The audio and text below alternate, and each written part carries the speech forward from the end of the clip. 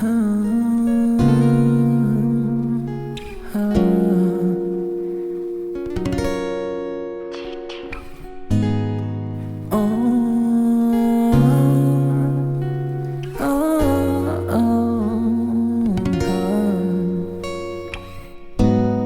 มันคิดถึงแต่เจ้า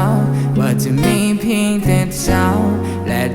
ทุกๆคำบอกตอนที่เข้ามาก่อนและหลังจากเจ้าไปค่อยก็เสียใจอยากคิดจะเลิกไหม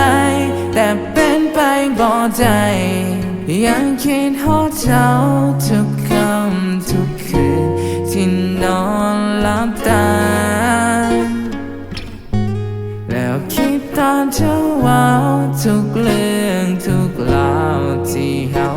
เคยอยู่นำกันคิดหอเจ้าจนบ่ได้นอนเห็นหน้าเจ้าเป็นภาพหลอนทุกคืนภาวนาเทวดาและกำมอนว่าตอนนี้เป็นสิ่งใด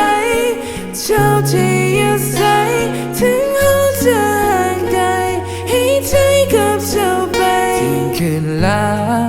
คิดหอเจ้าอี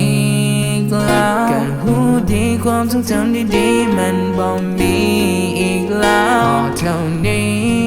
เจ้าบอกให้พอกันเท่านี้เรื่องของเขาทั้งหมดที่มีให้มันจบไปเพียงเท่านี้เท่าใดก็ยังบ่จะให้ตอบให้เตือนก็ยังบ่ฟังเรื่องของเขาปล่อยเป็นของหลังจากที่ดีคือเราควรแยกทางเจ้ามีชีวิตที่ดีกว่าคอยคนนี้ยอมเป็น